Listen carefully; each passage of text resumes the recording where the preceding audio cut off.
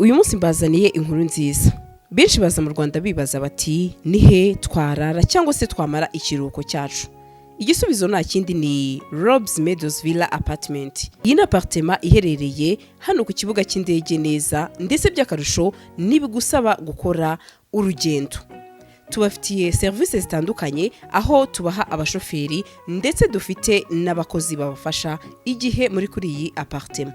By'akarusho kandi twabatekerejeho kuko hari na piscine, hari aho wicara wumva amahumbezi.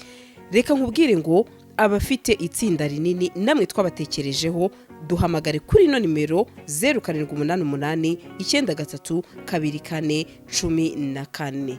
Robes Meadows Villa Apartment niwajura igisubizo. Kandi izi nyeshyamba zitwa Alliance Fleuve Congo, no kuvuga ngo zisizina zizi icyo zitagetinga. Yego kuko nzibira ni strategique mu buryo bwisumbuye igose, ntabwo nayisuzugura.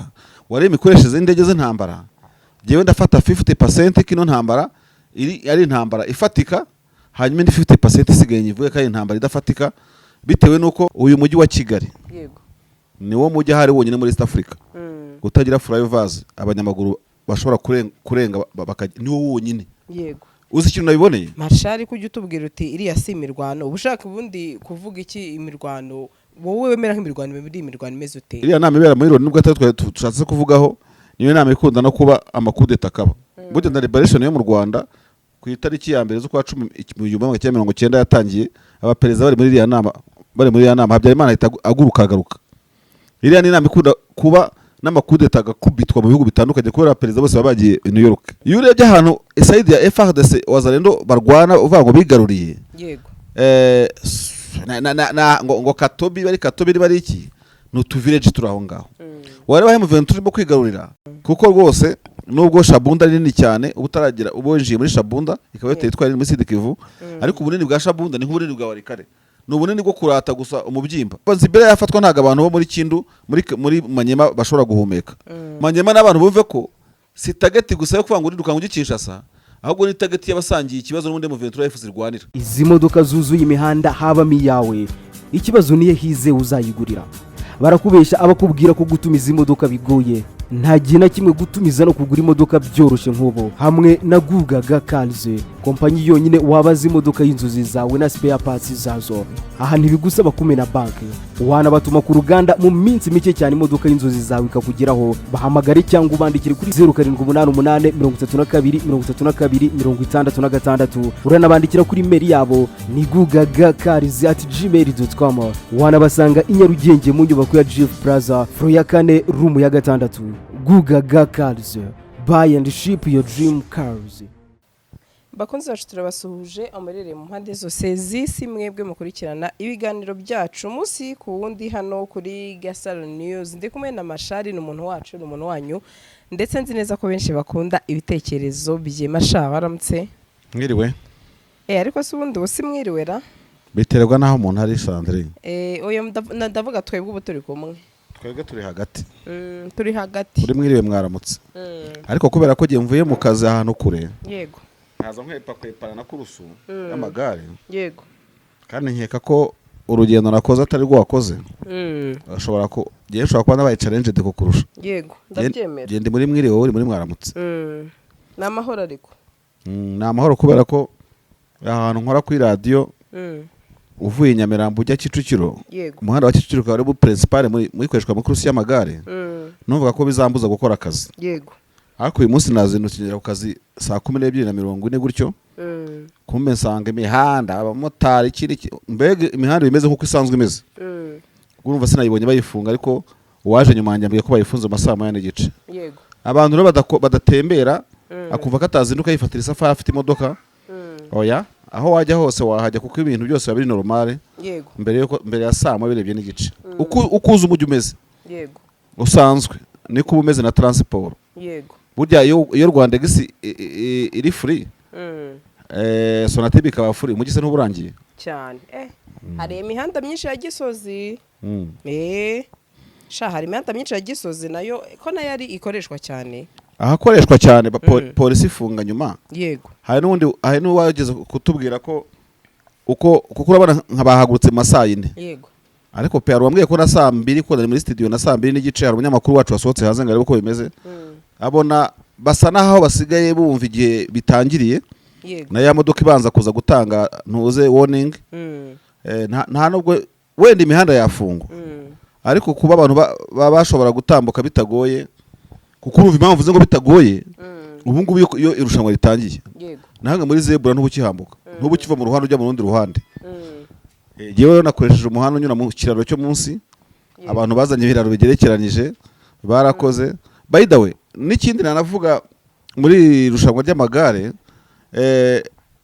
navuga Sandrine uyu mujyi wa Kigali niwo mujyi hari wonyine muri East Africa utagira flyovers abanyamaguru bashobora kurenga niwo wonyine uzi ikintu nabiboneye nuko flyovers ukuntu umuntu yambuka umuhanda nkuko wava muri gare ya Nyabugogo ukajya ku Nkunda Amahoro utiri unyura hasi nuko izo flyovers zihari zishobora gutuma abantu urujya n'uruza rukomeza nko gukoresha amaguru rutajenye ibirimo kubera hasi iki urugero rubwite ni kiriya kiraro cya Kicukiro kurusiri hejuru hasi n'urujya n'uruza rusanzwe none se urumva iyi mihanda yacu binini bubaka bakagiye hari bashyira ahantu bagendana amazebura manini bakashyira inzira zica mu kirere abantu barenga bakambuka hari ikibazo twakagize icyambere business yakomeza ari umuntu uri hakurya y'umuhanda usanzwe ugiye muri ateka wayimushyira ari yewe ni byinshi byashoboka ariko ubu ngubu ushobora kuburebana n'umuntu hakurya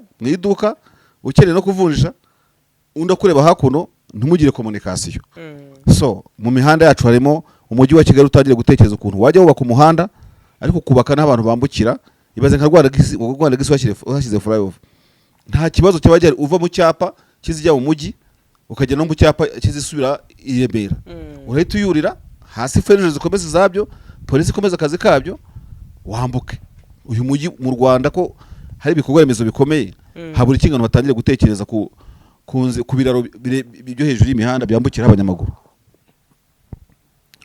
ibintu ni Burundi bafite Bujumbura haba flyovers zirahari pe zirahari kandi zihenze big Sam rwose abitekerezaho neza na Minefura byose umujyi utagira flyover ni ibintu bisuzuguritse yego ya twigire mu makuru Marsha ujye ukunda kuvuga ngo imirwano n'ubundi ngo nta mirwano ihari ariko ngira ngo wabonye ko Zanzibira imirwano yongeye kubura Marsha ariko ujye utubwira uti iriya si imirwano ubushaka ubundi kuvuga iki imirwano wowe wemera nk'imirwano imirwano imeze ute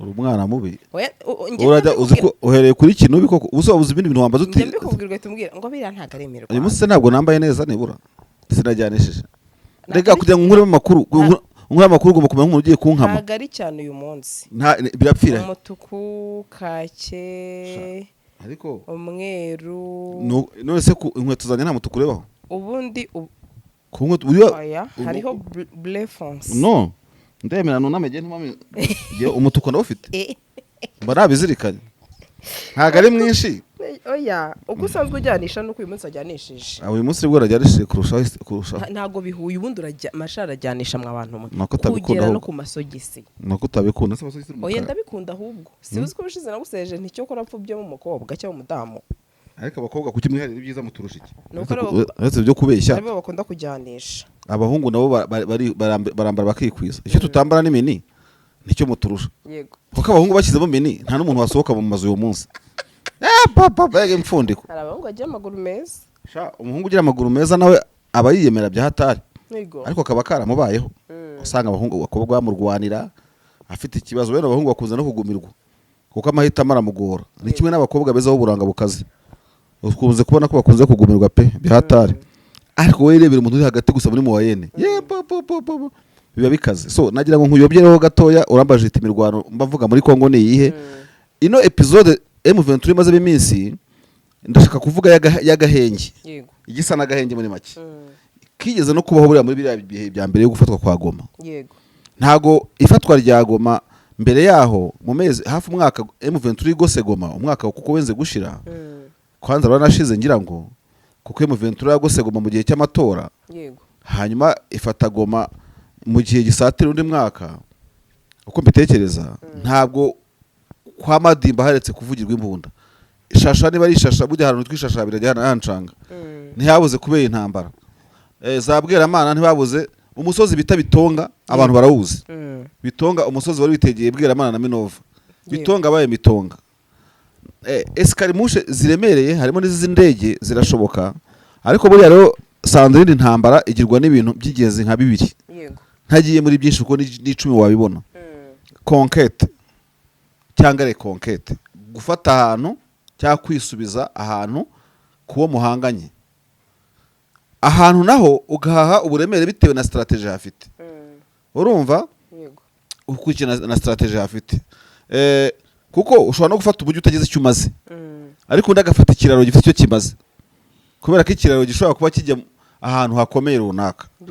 So ikindi cya kabiri intambara uyireberamo indi intensité cyangwa se level y'intambara wayireberaho akenshi na kenshi. Ushobora kuyirebera muri context ya politique ibirimo, ukavuga uti wera ahantu hagiye kubera amatora, ahantu hagiye kubera iki n'iki, reka intambara ibidurumbanye. Intambara mbega ikaza itagetinze nk'ikintu cyo kuvangira uwo mu Rwanda bitewe n'ibihe. Dufate nk'urugero nk'ubu hagiye kubera inama muri Loni, imbaraga zose zigiye kuba zikusanyije muri Loni, icyo bita UNGA, UN General Assembly. Intambara ishobora kugira intensité yo ku rwego rwo hejuru kugira ngo inyeganyeze incundura ziri New York bayiganireho. Wenda ari Tshisekedi yayizigenyeganyeza kuri M23 kugira ngo isi yose irangarire kuri iyo ntambara, agira ubutumwa hakura cyangwa hatangira, ari M23 abinyeganyeza kugira ngo nifata nk'ahantu bisakuze bari hariya. By the way, iriya nama ibera muri Loni nubwo atari twashatse kuvugaho, niyo nama ikunda no kuba amakudeta akaba. Burya na liberation yo mu Rwanda ku itariki ya mbere z'ukwa 10/1990 yatangiye, abaperezida bari muri iriya nama Habyarimana ahita agaruka. Iriya ni inama ikunda kuba n'amakudeta agakubitwa mu bihugu bitandukanye kubera abaperezida bose babagiye New York. Urumva iyo ni context ishobora guhindura ibintu kuri ground, kuri field y'intambara. So tujye kuri conquête rero, kwigaruranira ahantu. Iyo urebye ahantu side ya FARDC wazalendo barwana uvuga ngo bigaruriye, ngo Katobi bari iki n'utu village turaho ngaho. Wareba M23 turimo kwigarurira, yego kuko Nzibira ni strategique mu buryo bwisumbuye rwose, ntabwo nayisuzugura. Wareba imikoreshereze y'indege z'intambara, jewe ndafata 50% kino ntambara ari intambara ifatika, hanyuma indi 50% isigaye nyivuye ko ari intambara idafatika, bitewe nuko ubundi General Makenga yavuze ko yaganizaga babakada, yagaragaje imbere ye y'urugamba aho hariho, kuko ntabwo ari agahubuka. Yavuzemo Kindu, Kinshasa, Kalemi, Triple K. Urumva? Ubwo rero ku muntu uzi map ya hariya ugeze Nzibira, navuga nti Kindu yatangiye kuyirebamo amaso.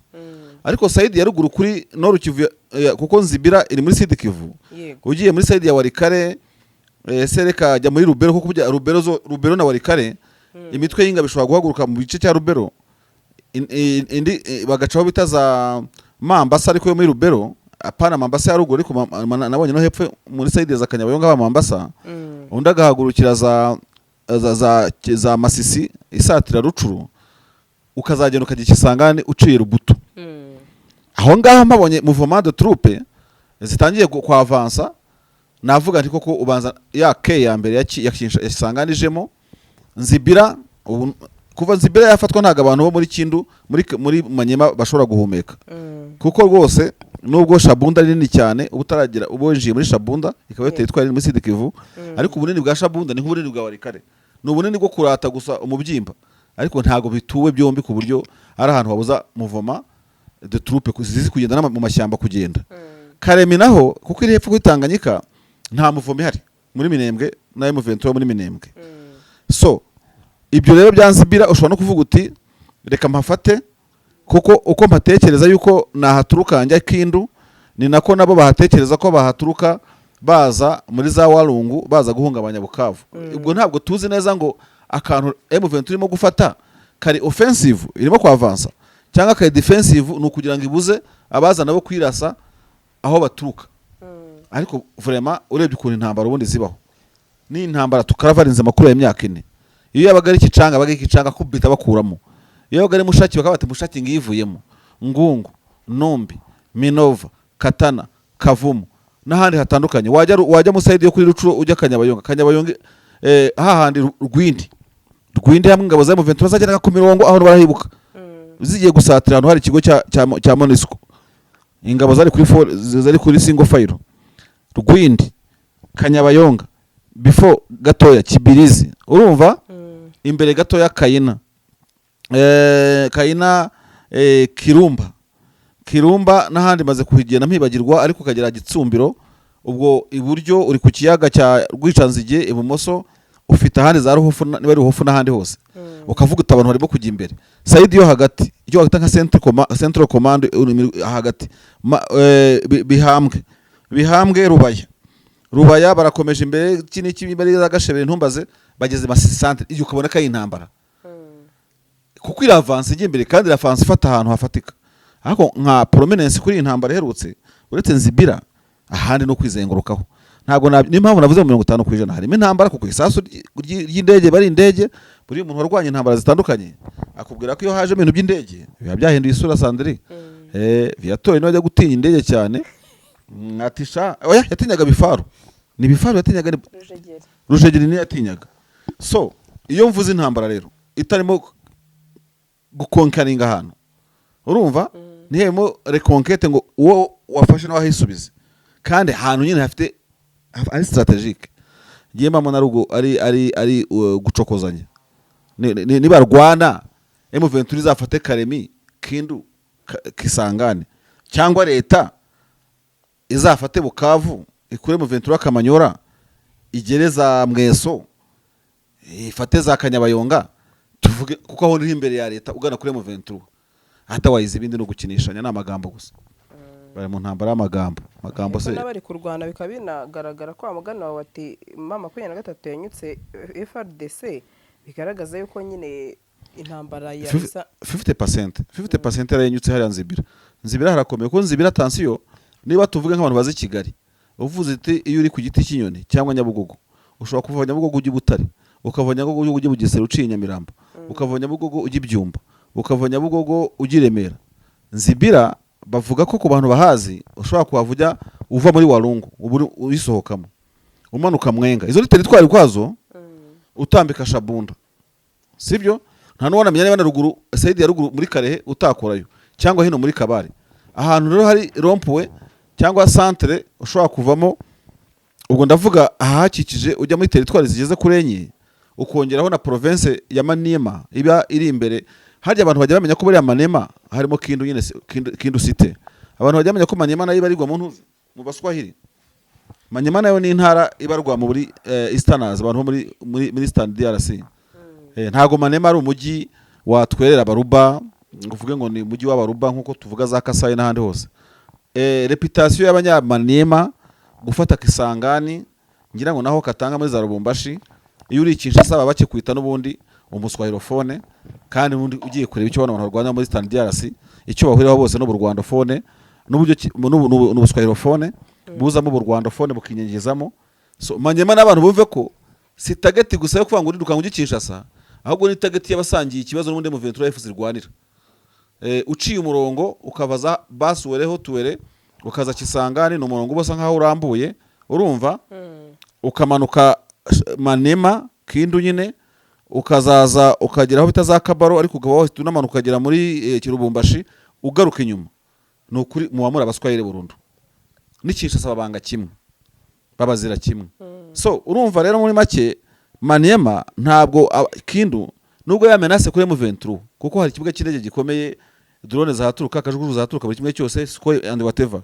Sinyamenya n'impamvu abantu bavuga ngo Bujumbura ni feedinga ingabo ku rugamba mu ndege zo mu kirere, kandi Kindu ari ikibuga kirenze cyane international. Ngira ngo sizi impamvu Maniema bayishidikanya, ariko byukuri mu mboni za M23 nk'abaswahilofone ishoboye no gutagatinga Maniema ngo nayo iyi papure leta nayo yikonsidera nka za Bukavu, ukayikonsidera nka za Goma, nka Kisangani.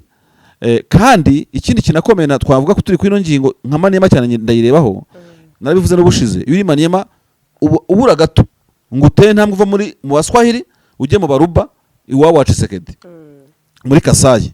kandi iyo ugeze Kasayi ushobora kusa nk'umanuka gatoya ugahita ufungira leta kugera Lubumbashi kuko uba ukoze ku mupaka wa Angola ukuntu umupaka ugiye wigoronzoye noneho urumva ukubatse urukuta hagati ya Lubumbashi n'umujyi wa kabiri wa Kongo ugakora urukuta rubangamira leta y'Kinshasa kugera i Lubumbashi kandi Lubumbashi ni wabo wa Kabila ni wabo Moise Katumbi usa nk'atarebana ryiza na Tshisekedi ubwo ntituri Manyama na Kindu ntumva kurimo gusatira ko iwabo bwite kugera ibyo bifite icyo bisobanuye kubinya cyamba zisumbije so na nyoko cyangwa n'umuryango wahantu ugize gute ni ikindi kintu wava Manyama ukazamukiza za Rubutu nakubwiraga ukagera Igisangane Sandri bavuga ko iyo ufashe Igisangane Kinshasa ntagishobora gusinzira hasigaye umugezi witwa Fleuve Congo kandi izi nyeshyamba zitwa Alliance Fleuve Congo no kuvuga ngo zizi icyo zitagetinga zishiko zitekereza muri filozofi yazo ko Fleuve Congo ishobora kuzigeza ku nsinzi y'icyangwiriya kandi ko ubwaryo niryo zina no kwigarurira centre ya ntuze ya Fleuve Congo hari haba amato Sandri ava Matadi agaca Kinshasa ashobora gutwara abantu 1000 urumva uko ubwato butwara abantu 1000 ni nka 20 niko bwatwara n'ama brigade y'ingabo ngaho yatoza umurongo ari 35 urebe ko batakubarira iminsi yo kugera Kinshasa Kisangane yiguye Lubumbashi ikagwa umutegetsi uzubwenge uri Kinshasa ahita yurira indege akajya muri Maroc nka Mobutu. Izi modoka zuzuye imihanda habamo iyawe ikibazo niye hize uzayigurira barakubesha abakubwira ko gutumiza imodoka bigoye nta gihe na kimwe gutumiza no kugura imodoka byoroshye nk'ubu hamwe na Gugaga Cars kompanyi yonyine wabaza imodoka y'inzozi zawe na spare parts zazo aha ntibigusaba kumena banki wanabatuma ku ruganda mu minsi mike cyane imodoka y'inzozi zawe ikakugeraho bahamagare cyangwa ubandikire kuri 0788323266 uranabandikira kuri mail yabo ni gugagacars@gmail.com wanabasanga i Nyarugenge mu nyubako ya Jeff Plaza floor ya 4 room ya 6 Gugaga Cars buy and ship your dream cars.